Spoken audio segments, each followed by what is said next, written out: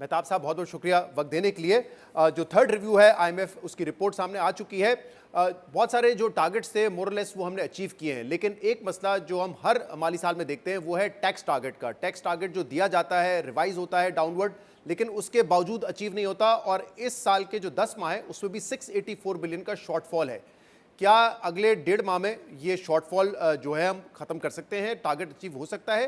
क्योंकि जो अगले साल का टारगेट बताया जा रहा है वो तो तकरीबन 1800 अरब रुपए उससे ज्यादा है जो इस साल का टारगेट है। जी बिस्मिल्लाहिर्रहमानिर्रहीम। देखें, इस माली साल के पहले 10 माह के दौरान कुछ 684 बिलियन रुपीस का शॉर्टफॉल है। अगले 2 महीनों में अगर मुआवजा भी हो जाए तो एफबीआर जो रिवाइज टारगेट है वो अचीव नहीं कर सकता।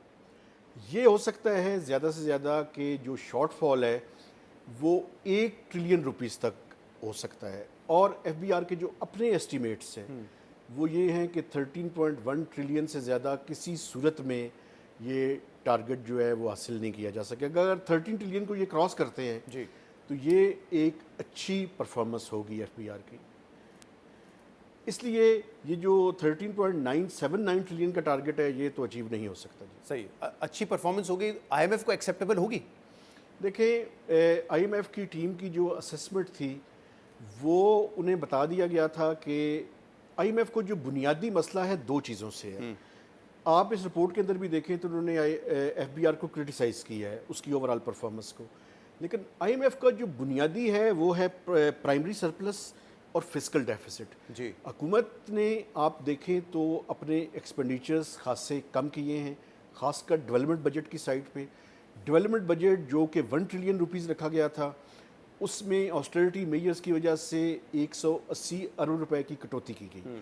लेकिन अगर आप पहले 9 माह के दौरान देखें जो कि फिस्कल ऑपरेशन जारी हो चुका है तो उसमें जो पीएसडीपी है उसकी यूटिलाइजेशन कोई 333 या 334 अरब रुपए हुई है, जबकि इनिशियल टारगेट 1000 अरब का था। 1000 अरब का था। जी। तो ये मैक्सिमम जो है वो 500-550 से ज़्यादा नहीं होगी। तो एक तरफ तो वो वहाँ से अपने एक्सपेंडिचर्स को कम करेंगे। बुनियादी तौर पर एक्सपेंडिचर साइड पे जो सबसे बड़ी ऑस्टेरिटी है वो यही है कि आपने डेवलपमेंट बजट पे कटौती करनी है। लेकिन जो पार्लियामेंटेरियंस का बजट है वो कम नहीं होगा। उनके लिए जो एसडीजीज अचीवमेंट प्रोग्राम के तहत एक कंट्रोवर्शियल प्रोग्राम है, सही है, उसके तहत जो पैसे दिए जाते हैं उसमें कुछ थोड़ी सी 8-10 अरब रुपए की कटौती तो हुई है, सही है। लेकिन सबसे ज़्यादा रिलीजेस भी उसी की हुई हैं और यूटिलाइजेशन भी उसी की हुई डेवलपमेंट है। स्कीम्स के लिए उनको पैसे दिए जाते हैं। उनको पैसे दिए जाते सही। हैं। और दूसरा मेरे ख्याल से फिस्कल जो आपका डेफिसिट है वो इसलिए भी कम है क्योंकि इंटरेस्ट रेट चेंज होने की वजह से इंटरेस्ट कॉस्ट भी कम हुई है, सूद की अदायगी। कॉस्ट कम हुई है, लेकिन अभी आप ये देखें कि दोबारा से इंटरेस्ट कॉस्ट ने बढ़ना शुरू कर दिया है। वो आपने देखा भी कि जो लेटेस्ट मॉनेटरी पॉलिसी कमेटी है उसने दोबारा से वो अपवर्ड रिवीजन की है। और आईएमएफ एक और चीज़ जो इंडिकेट कर रहा है इस रिपोर्ट में कि आइंदा आने वाले कम से कम फर्स्ट हाफ के दौरान जो नेक्स्ट फाइनेंशियल ईयर का है इसमें इन्फ्लेशन ज़्यादा होगी। और अगर इन्फ्लेशन ज़्यादा होगी तो जो स्टेट बैंक ऑफ पाकिस्तान है वो रिस्पॉन्ड करेगा और मॉनेटरी टाइटनिंग की तरफ जो है वो हम जा सकते हैं। सही, क्योंकि आईएमएफ ने यह भी कहा है कि जो गल्फ वॉर है वो ऑब्वियसली पाकिस्तान की मईशत के लिए एक बड़ा रिस्क है, जैसे कि कई ममालिक के लिए भी है।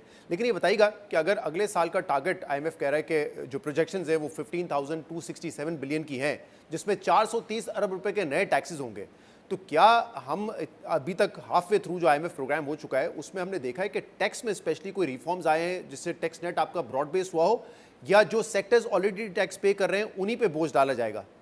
देखिए, बुनियादी तौर पे अगर 3-4 साल के दौरान देखें तो सैलरीड क्लास और फॉर्मल सेक्टर जो मैन्युफैक्चरिंग है उनके ऊपर सबसे ज़्यादा बोझ है।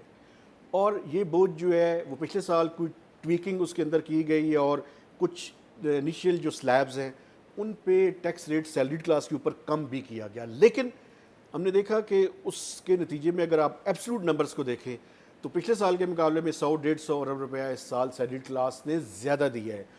अब हुकूमत के पास क्या है? अब देखें, इस साल का जो 430 अरब है इसको मैं बाइफरकेट कर दूं, 215 अरब रुपए हुकूमत ने नए टैक्सेस लगाने हैं और बाकी जो है वो इन्फोर्समेंट मेजर्स के जरिए आएंगे। सही है। अब ये 215 अरब रुपए के नए टैक्सेस लगाने की आप गुंजाइश कहाँ पे है?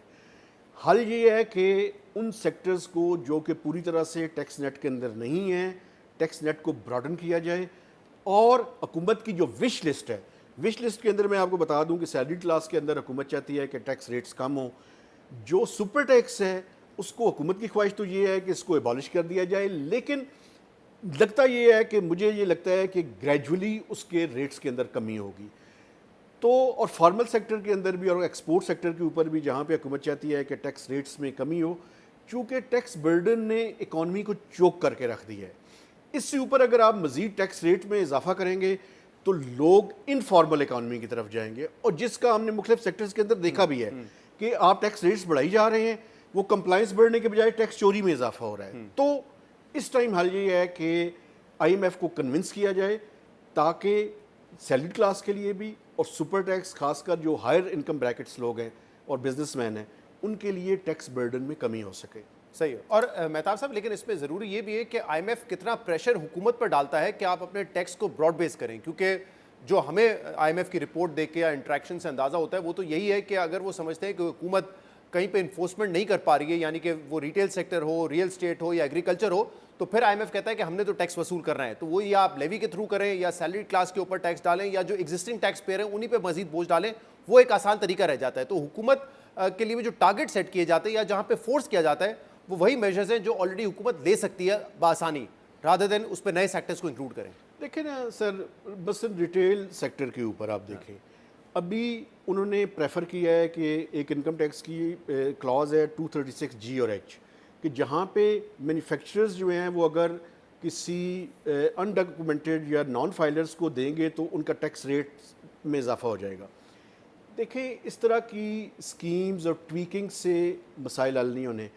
रिटेल सेक्टर को टैक्स नेट में आना पड़ेगा, एग्रीकल्चर इनकम को टैक्स नेट में आना पड़ेगा। मैं एक बात आपको और बताऊं जी, एग्रीकल्चर इनकम टैक्स की चारों सूबों ने लेजिस्लेशन की है जी, और इस साल से कमिटमेंट सेक्शन भी शुरू कर देंगे, लेकिन इस साल कोई कलेक्शन नहीं हुई।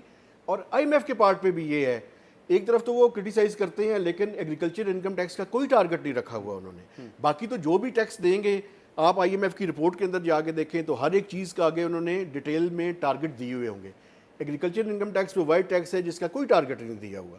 तो वहाँ पे भी जिस चीज़ को तेज़ी से हमें आगे इम्प्लीमेंट करने की ज़रूरत है, वहाँ पे उस तरह से IMF भी उस पर प्रेशर नहीं डाल रहा। लेकिन मैं तो समझता हूँ हुकूमत वक्त की जिम्मेदारी है कि वो टैक्स उसको नेट को ब्रॉडन करे, ताकि ये जो मौजूदा टैक्स पेयर्स हैं, खासकर सैलरीड और फॉर्मल सेक्टर, वो फ्लीसिंग समझ रहे हैं अपनी, उनके टैक्स बर्डन में कमी हो सके। सही। दूसरी एक बहस जो अब काफ़ी अरसे से जारी है वो ये है कि वफाक अपना कंट्रीब्यूशन कैसे ज़्यादा कर सकता है, जिसमें दो तरीके बताए जा रहे थे कि शायद 28वीं तरमीम आए या NFC में कोई तब्दीली हो, लेकिन जितना बजट में वक्त रह गया है ऐसा नहीं लगता कि उससे पहले ये दो इकदाम हो सकेंगे। लेकिन हम देख रहे हैं कि इस हवाले से जो सोर्सेज कहते हैं कि प्राइम मिनिस्टर शहबाज शरीफ की सदर आसिफ अली जरदारी से मीटिंग भी हुई है, सूबों को ऑन बोर्ड लेने की कोशिश है, तो कुछ ना कुछ शायद वॉलंटरली सूबे करेंगे जिस वजह से वफाक का कंट्रीब्यूशन बढ़ेगा, क्योंकि इतनी जल्दी NFC तो होता हुआ नजर नहीं आ रहा, ना 28वीं तरमीम के इम्कानात बजट से पहले एटलीस्ट हैं। देखिए, कोशिश तो ये थी कि और NFC को कन्वीन भी किया गया, हाँ, लेकिन दरमियान में वॉर शुरू हुई तो उसके बाद NFC की कोई फॉर्मल मीटिंग हुई ही नहीं। सब ग्रुप्स बनाए गए थे, उनकी डेलिब्रेशंस होती रहीं।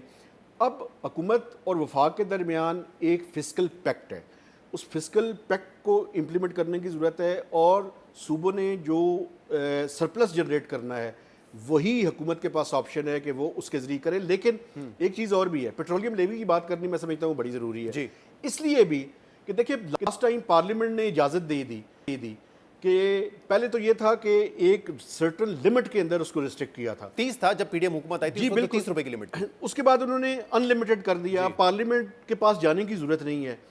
तो इस टाइम उनके पास दूसरा ये भी हाल है कि पेट्रोलियम लेवी का अगले साल का अगर आप टारगेट देखें 1700 अरब रुपए, 1700 अरब रुपए से जायद, ताकि लगता ये है कि ये अनलिमिटेड जो है उसको हुकूमत यूटिलाइज करती रहेगी। उसकी एक बुनियादी वजह ये भी है कि वो फेडरल डिविजिबल पूल का हिस्सा नहीं बनते अंडर NFC। तो मेहताब साहब, अगर इस माली साल में 1400 अरब रुपए इकट्ठा करना है लेवी में, और उसके लिए 80-80 रुपए कहते हैं कि दोनों प्रोडक्ट पे लगाए जाए, डीजल या फिर पेट्रोल पर, तो 160 रुपए बनते हैं वो दोनों। तो आप ये कह रहे हैं कि अगले साल का अगर टारगेट अचीव करना है 1700 अरब से ज्यादा का, तो फिर इसका मतलब लेवी जो है वो 160 रुपए से ज्यादा होगी दोनों प्रोडक्ट पर मिलाकर। क्योंकि हुकूमत को पार्लियामेंट के पास जाने की ज़रूरत नहीं है। सही। और इसमें दूसरी बात एक और भी बड़ी इंपॉर्टेंट है, इस साल भी 1468 अरब रुपए का टारगेट है, लेकिन by end of the day आप देखेंगे 30 जून को कि ये 1550 अरब रुपए से ज़्यादा होगा। क्योंकि अगर 9 माह के अंदर देखा जाए तो हुकूमत पहले 9 माह के अंदर ही उस टारगेट से एक्सीड कर चुकी है। सही है। तो अब पेट्रोलियम लेवी भी, और IMF के साथ एग्रीमेंट था जिस वजह से 80 रुपये उन्होंने पेट्रोल के ऊपर और 80 रुपये डीजल के ऊपर। इसी वजह से अगर आप देखें तो पेट्रोल के ऊपर 170 रुपये चार्ज कर रही है हुकूमत और डीजल के ऊपर 42 रुपीज़ कुछ पैसा। तो वो 60 रुपीज़ की जो कमिटमेंट थी वो पूरी की जा रही है। बहुत बहुत शुक्रिया।